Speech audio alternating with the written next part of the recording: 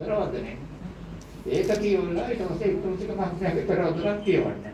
පොදරෙන් කියන සංඥාපනය. මේක මගේ පරිවර්තනය. යේසුස් වහන්සේගේ ජීවිතය ගැන දැනට ලියවි ඇති දහස් ගණන් කෘති අතරින් කතුවරුන්ගේ උද්දච්චකම සහ පඬිතකම පෙන්වන්නේ නැතිව මිනිසුන්ගේ ආත්මය පෝෂණය කිරීමට දායක විය හැකි අපේ කාලයේ මිනිසුන්ගේ අවශ්‍යතාවලට ගැලපෙන එකද කෘතියක්වත් නැත යන්න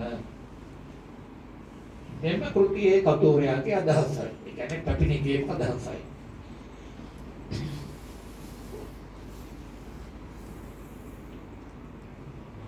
අදට අවශ්‍ය වී තිබෙන පොත වන්නේ සජීවී පොතකි. It's a living book.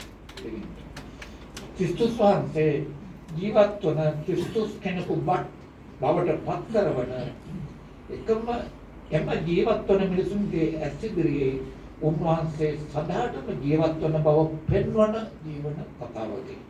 උන්වහන්සේ අපගේ ජීවිත සමගද අප සමග සැබවින්ම සදාටම ජීවත් වන බව අපට දැනගන්නට ඉඩ ලබන ග්‍රන්ථයකි.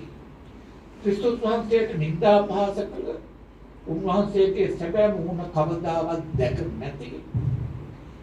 ඒ නිසාම එතුමන්ට ආදරය නොකරන මිනිසුන්ට උන්වහන්සේගේ ශ්‍රේෂ්ඨත්වය කියා දෙන උන්වහන්සේ සතු දිදුලන මානුෂිකත්වය.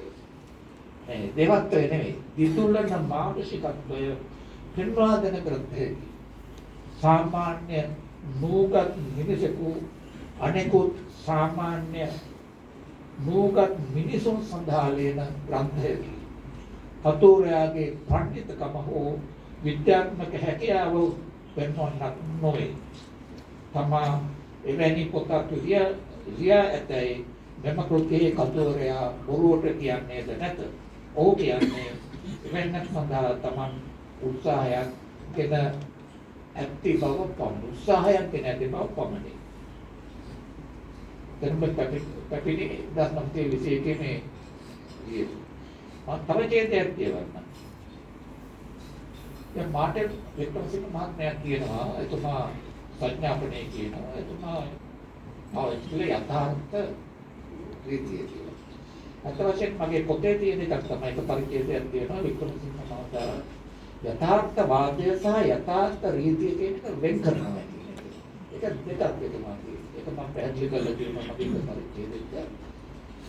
එතකොට දැන් පැපිණිගේ පෙනෙනවා කියනකොට පැපිණිගේ යථාර්ථවාදය යථාර්ථ රීතිය කියන දෙකක් තියෙනවා කියන එක. අපේ මේ ජයනති මහතා වැදගත් පොත්පත්යක් ලියලා තියෙනවා යථාර්ථ රීතිය ගැන. මම දැන්වත් ඒක පාවිච්චි කළා මගේ පොතේදී නිසා ලිවීමට අවශ්‍ය අදහස් සකස් කරගන්න. මේක තමයි පැපිණිගේ උද්ෘතය මම කරපු පරිවර්තනය. යේසුස් වහන්සේ උපන්නේ ගව කාලකය. ඇත්ත ගව කාලකය. තමන්ගේ දෙවියන් දුබීකම සහ කුණු ජරාව උරුම කරගත් තැනක ඉපදීම ගැන ක්‍රිස්තියානි චිත්‍රකාරයින්ට ඇති ලැජ්ජාව නිසා නිර්මාණය කර ඇති දිදුලන ආලෝකයේ සහිත සුළඟ හමන පෝටිකෝක නොවේ. අපි අත්තරට තියෙනවනේ අපට පොළොවක් පේනවනේ අත්තරට ආලෝකයේ සහ දිදුලන ආලෝකයේ සහිත සුළඟ හමන පෝටිකෝක නොවේ.